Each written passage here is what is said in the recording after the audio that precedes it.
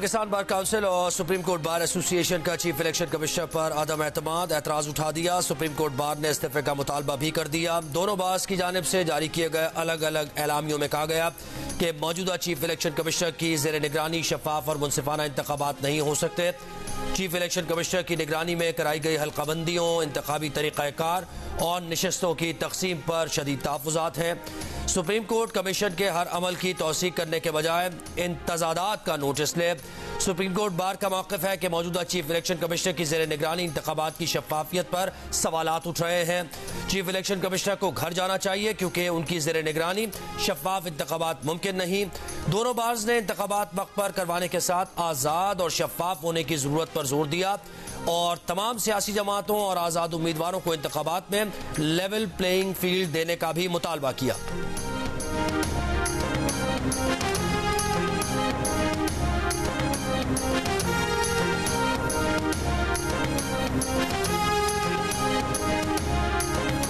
Supreme court हल्का बंदियों से मुतालिक केसेस आम इंतखाबात के बाद सुनेगा।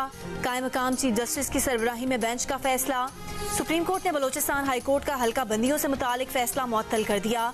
अदालत ने करार दिया कि इंतखाबात में किसी सूरत ताखीर कबूल नहीं। इलेक्शन शेड्यूल जारी होने के बाद इंतखाबी हल्का बंदियाँ तब्दील नहीं हो सकती। आम इंतखाबात के बाद हल्का बंदियों से मुतालिक अपीलें दोबारा सुनेंगे। जस्टिस अतर मिनल्ला ने रिमार्क्स दिए कि हम इंतखाबात में ताखीर का कोई चांस नहीं लेना चाहते, किसी को इलेक्शन ताखीर का शिकार करने की इजाज़त नहीं देंगे। कायम मकाम चीफ जस्टिस सरदार तारिक ने कहा कि ऐसा करने से इलेक्शन मामलात मुकम्मल डीरेल हो सकते हैं। जस्टिस मंसूर अली शाह ने रिमार्क्स दिए कि इंतखाबात ना हो रहे होते तो दरमियान में मुदाखलत ना करते। अदालत एक तरीकाकार मुरतब कर रही है जिससे किसी की हक तलफी ना हो। हम अब मामलात को आम इंतखाबात के बाद दोबारा टेकअप करेंगे।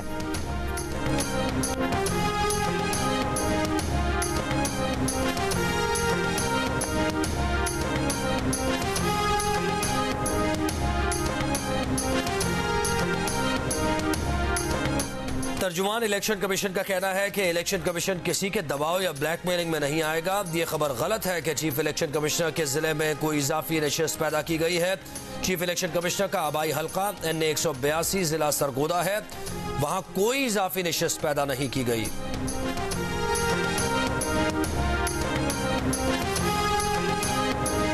बानी PTI और बुशरा बीबी के खिलाफ नैब ने तोशा खाना रेफरेंस दायर कर दिया। एहतसाब अदालत के रजिस्ट्रार ऑफिस ने रेफरेंस की जांच पड़ताल शुरू कर दी।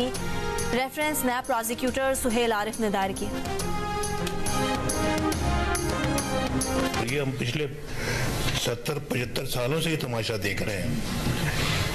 आइन टूटता है तो जजेस आगे बढ़ के हार बनाते हैं आइन तोड़ने वाले को, उसको अपना लेजिटिमेसी भी देते हैं। उसको कहते हैं 3 साल तुम आइन के साथ जो मर्जी सलूक करो, 3 साल की इजाजत है। कायद नून लीग नवाज शरीफ की साबिक जजेस पर कड़ी तनकीद का। जजेस ने आइन शिकन को हार पहनाए। जजेस ने पार्लियामेंट टूटने पर कहा ठीक हुआ। जजेस ने कहा नवाज शरीफ जेल से बाहर ना आए वरना 2 साल की मेहनत जाया हो जाएगी। अब अवाम को पता चलना चाहिए कि वो मेहनत क्या थी। लाहौर में पार्लिमानी बोर्ड से खिताब में नवाज शरीफ ने कहा कि भारत या अमरीका नहीं, अपने पांव पर कुल्हाड़ा हमने खुद मारा है। अपने दौर में IMF को खुदा हाफिज कह चुके थे। शरह सूद 5.25% पर थी, बरामदात बढ़ रही थी। फिर बानी PTI आ गया, डॉलर को पर लग गए, दहशतगर्दी वापस आ गई। तब्दीली सब्ज बाग था। अब नून लीग के टिकट लेकर जीतने वाले मुल्क को गर्दाब से निकालने की नीयत करें।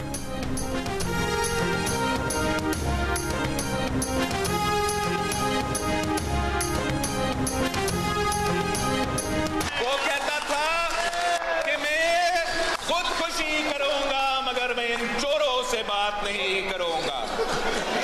अब महसूस हुआ होगा कि अगर खान को गरी चोर करार दिया जा सकता है तो शायद जिन पे खान साहब चोर का इल्जाम लगा रहे थे उसमें भी शायद कोई गलत इल्जाम लगा रहे थे।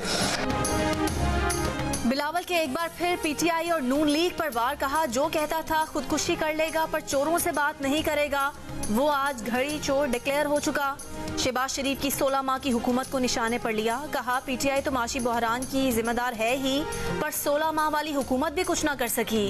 बिलावल खुद 16 माह वाली हुकूमत में वजीर खारजा थे। लाहौर हाईकोर्ट बार से खिताब में बिलावल ने लाहौर हाईकोर्ट को भुट्टो की फांसी का क्राइम सीन करार दिया।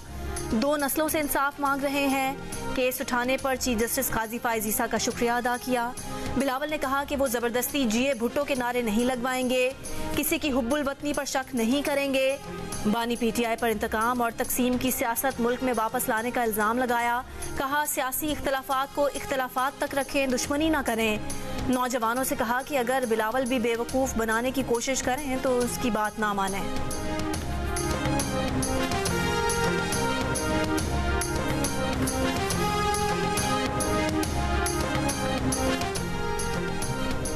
पीटीआई इंट्रा पार्टी इलेक्शन की समाअत मुकम्मल, फैसला महफूज। अली जफर ने दराइल में कहा चेयरमैन पीटीआई के मुकाबले पर कोई था ही नहीं तो वोटिंग कैसे होती। बैरिस्टर गौहर को छुपाकर तो चेयरमैन का उम्मीदवार नहीं बनाया था।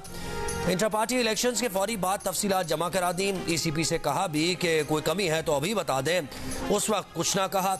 आज इलेक्शन कमीशन ने 40 सवालात पकड़ा दिए। चीफ इलेक्शन कमिश्नर ने कहा तसल्ली रखें, समाअत आपके फायदे के लिए है, कमीशन चाहता है कि केस जल्दी निपटे।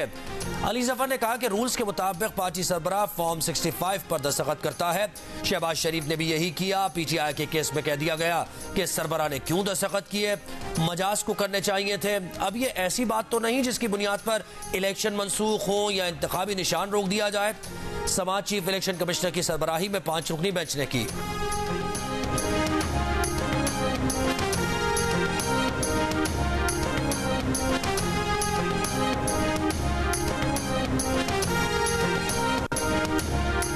इलेक्शन कमीशन का अहद चीमा को मुशीर के ओहदे से हटाने का हुक्म, काबीना को उनकी बरतरफी का नोटिफिकेशन जारी करने की हिदायत। कहा दरख्वास्त गुजार का मौक़िफ़ दुरुस्त है। अहद चीमा साबिक हुकूमत का हिस्सा रहे और अगले इलेक्शंस पर असरअंदाज हो सकते हैं। इलेक्शन कमीशन का फवाद हसन फवाद को ओहदे से हटाने की दरख्वास्त पर 21 दिसंबर को समाअत का फैसला।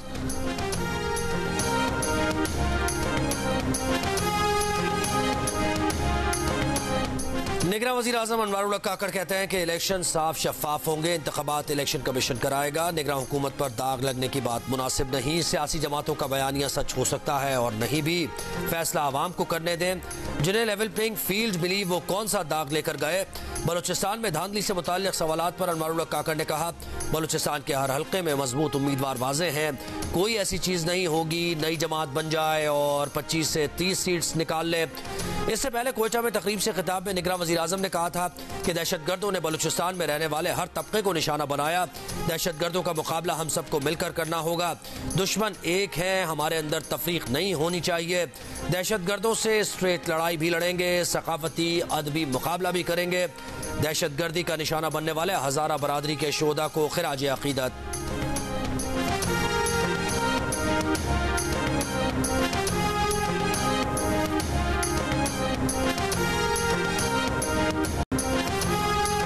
यकजहती कमेटी मार्च के शुरका डेरा गाजी खान से इस्लामाबाद के लिए रवाना। शुरका आज रात DI खान में क़याम करेंगे। इससे पहले मुजाहिरीन ने कॉलेज चौक पर धरना दिया। उनका कहना था कि पुरअमन एहतजाज कर रहे हैं लेकिन इंतजामिया की तरफ से रुकावटें डाली जा रही हैं। लॉन्ग मार्च के शुरका में तुरबत में मुबैना मुकाबले में हलाक होने वाले नौजवान के अहले खाना और लापता अफराद के लवाहिकीन शामिल हैं। मुजाहिरीन का मुतालबा है कि मुबैना CTD मुकाबले की अदालती तहकीकात करवाई जाए।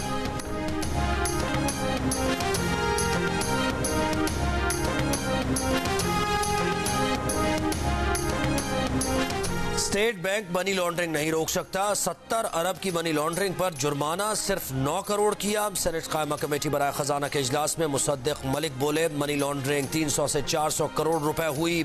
9 करोड़ का जुर्माना समझ से बालातर है। इसके बाद तो सबको मनी लॉन्ड्रिंग करनी चाहिए, ये तो हुंडी से भी सस्ता काम है। स्टेट बैंक ने जवाब दिया कि अपने दायरे इख्तियार में रहते हुए इक़दाम किया। 17 मुलाजमीन के खिलाफ एक्शन भी लिया।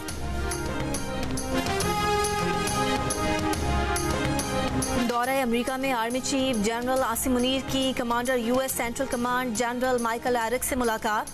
ISPR के मुताबिक मुलाकात में खित्ते की सिक्योरिटी सूरत हाल से मुतालिक बाहमी ताउन पर भी गुफ्तगू हुई। आर्मी चीफ ने सेंटकॉम ज्वाइंट ऑपरेशन सेंटर का भी दौरा किया।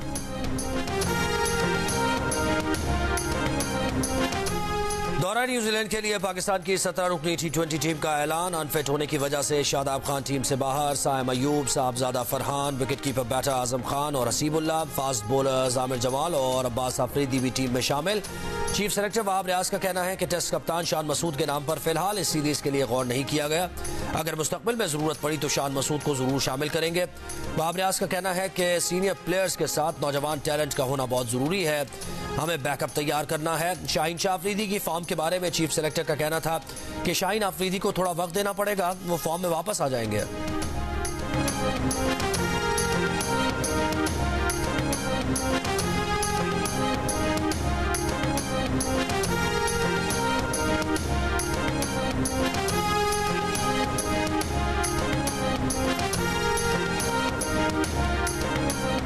बानी PTI ने साइफर केस को इस्लामाबाद हाई कोर्ट में चैलेंज कर दिया। दरख्वास्त में इस्तदा की गई है कि साइफर केस में अब तक की कार्रवाई गैर कानूनी करार देकर बानी PTI को बरी किया जाए।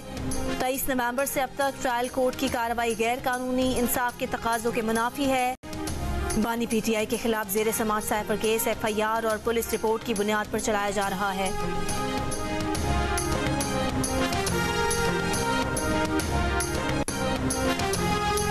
फवाद चौधरी इलेक्शन जेल से लड़ेंगे, किस जमात से लड़ेंगे ये सरप्राइज होगा। फवाद के भाई फैसल चौधरी की अडियाला जेल के बाहर मीडिया से गुफ्तगू। कहा कल फवाद की एंटी करप्शन केस में जमानत हुई, आज नैब ने मामलात शुरू कर दिए।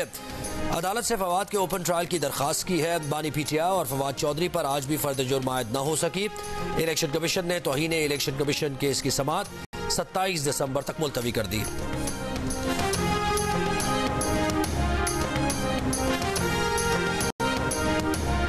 इंतखाबात के लिए कागजात नामजदगी का इजरा शुरू। मुल्क भर के RO दफातर में पब्लिक नोटिस लगा दिए गए। उम्मीदवार कागजात नामजदगी मुतालिका RO और डिस्ट्रिक्ट इलेक्शन कमीशन ऑफिस से ले सकते हैं। कागजात नामजदगी 20 ता 22 दिसंबर मुतालिका RO ऑफिस में जमा कराना होंगे। सूबाई इलेक्शन कमिश्नर पंजाब ने सूबाई पंजाब के 42 डिस्ट्रिक्ट रिटर्निंग अफसरान से हलफ लिया। हलफ डिस्ट्रिक्ट रिटर्निंग अफसरान की तरबियत के दौरान लिया गया।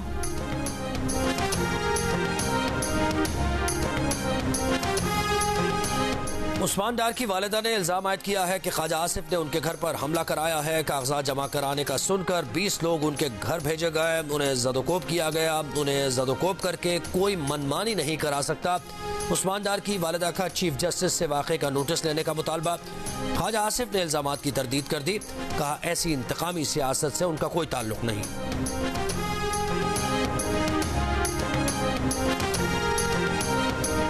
नवाज शरीफ कहते हैं कराची में काम उन्होंने किया, वोट किसी और को मिला।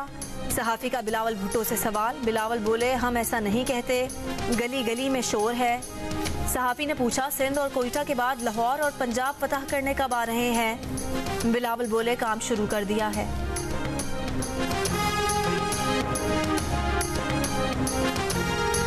गाजा में जंगबंदी की करारदाद पर अक़वाम मुत्तहिदा की सलामती काउंसिल में वोटिंग आज रात होगी। अमरीका इससे पहले जंगबंदी की हर करारदाद को वीटो कर चुका है। आज रफा में घरों पर इसराइली हमले से फलस्तीनी सहाफ़ी इस्माइल अबू उमर समेत 25 फलस्तीनी शहीद हो गए।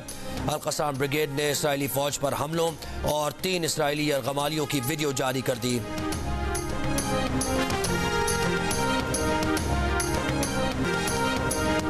बुहेरा अहमर में तजारती बहरी जहाज़ों पर हमले रोकने के लिए अमेरिका ने 10 मुल्क इत्तेहाद बना लिया। अमेरिका, बरतानिया और कनाडा के अलावा France, Italy, Spain, Norway, Netherlands, Bahrain और सीशेल्स इस इत्तेहाद का हिस्सा होंगे। खुले पानियों में हौसियों के ड्रोन हमलों के बाद कई मुल्क अपने जहाज़ों को बुहेरा अहमर के सफ़र से रोक चुके हैं। अमेरिका ने बहरी जहाज़ों पर हमले के लिए ईरान पर हौसियों की मदद का इल्ज़ाम लगाया है। यमन के हौसियों का कहना है कि वो ये हमले गजा पर वहशियाना बमबारी के जवाब में कर रहे हैं।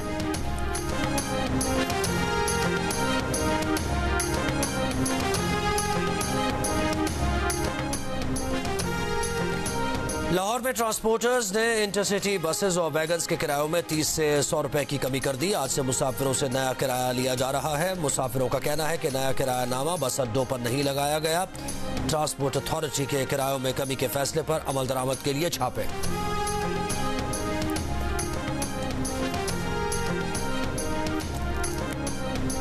कराची की मकामी अदालत ने ताजिर की घर में पुलिस डकैती केस के मुल्जिम डीएसपी उमैर तारिक की जमानत मंजूर कर ली। अदालत का मुल्जिम को 1 लाख रुपए के मचलके जमा कराने का हुक्म। पुलिस के मुताबिक मुल्जिम उमैर तारिक अदालती रिमांड पर जेल में है। मुल्जिम के खिलाफ फरंगी टाउन में ताजिर से 1.5 करोड़ से ज्यादा की डकैती का इल्जाम है। सिंध के सरकारी स्कूल्स के फर्नीचर की खरीदारी में बेकायदगियों का इंकशाफ। हुकूमत का गुज़श्ता 3 सालों में फर्नीचर की खरीदारी की तहकीकात शुरू। महकमा स्कूल एजुकेशन की सरबराही में 4 रुकनी तहकीकाती कमेटी तश्कील। दस्तावेजात के मुताबिक सरकारी स्कूल्स के लिए 1 अरब 84 करोड़ 78 लाख 54,000 रुपए का फर्नीचर खरीदा गया। सेकेंडरी स्कूल्स के लिए 58 करोड़ 36 लाख 76,000 और प्राइमरी स्कूल्स के लिए 1 अरब 26 करोड़ 41 लाख 78,000 रुपए का फर्नीचर खरीदा गया। साबिक वजीर आजम शाहिद खाकान अब्बासी ने कहा है कि जिस लेवल प्लेइंग फील्ड से तहरीक इंसाफ इक़्तिदार में आई थी, आज भी वही हालात हैं। एहतसाब अदालत के बाहर सहाफ़ियों के सवाल का जवाब देते हुए कहा कि ना नवाज शरीफ ने उनसे राब्ता किया और ना ही इसकी ज़रूरत है। वो इलेक्शन नहीं लड़ेंगे।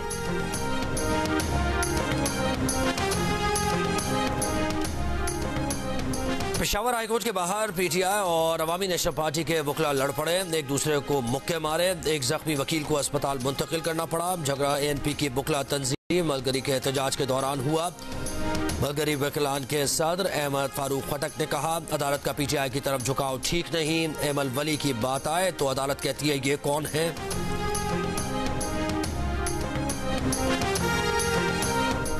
के इलेक्ट्रिक को टैक्स वसूली का कॉन्ट्रैक्ट देने का अमल शफाफ नहीं। कंपनी सिर्फ एनर्जी वाजिबात पर बिजली मुनक़ता कर सकती है। के इलेक्ट्रिक के जरिए वसूली से आम आदमी को मुश्किलात का सामना होगा। अदालती मुअव्विन वकील मुनीर मलिक के इलेक्ट्रिक बिल में म्यूनिसिपल टैक्स वसूली पर एतराज़ात। सिंध हाई कोर्ट ने के इलेक्ट्रिक की जानिब से म्यूनिसिपल टैक्स वसूली के हुक्म इम्तना में तौसी कर दी। मेयर कराची अदालत में पेश। मुर्तज़ा वहाब ने कहा कि अदालत को मुतमईन करेंगे, ये तरीकाकार अवाम के मफाद में है। वकील जमात इस्लामी का मौक़िफ़ था कि KMC के पास खुद टैक्स वसूली का तरीकाकार मौजूद है, उसी को इख्तियार दिया जाए।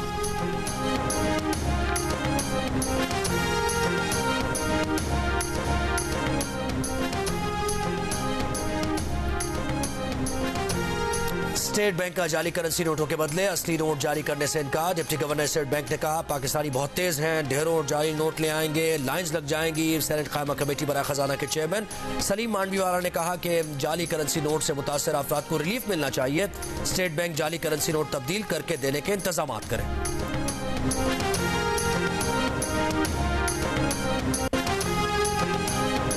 क्या नहाते वक्त इलेक्ट्रिक गीजर का इस्तेमाल खतरनाक है या नहाने के दौरान इलेक्ट्रिक गीजर इस्तेमाल करने से करंट लगने का खतरा है? जियो फैक्ट चेक ने सोशल मीडिया पर फैले इन दावों की तरदीद कर दी। माहिरीन का कहना है कि इलेक्ट्रिक गीजर से बिजली का झटका लगने का इम्कान मौजूद है, लेकिन अगर हिफाजती इकदाम किए जाएं, जैसा कि इस बात को यकीनी बनाना कि ना तो गलत वायरिंग की हो और ना ही गलत अर्दिंग हो, तो करंट लगने के इम्कान बहुत कम हैं। जियो फैक्ट चेक सोशल मीडिया पर फैली खबरों की जाँच का मौसर प्लेटफॉर्म है। किसी भी खबर की हकीकत जानने के लिए जियो फैक्ट चेक से राब्ता किया जा सकता है। फेक न्यूज से छुटकारा पाकर जियो।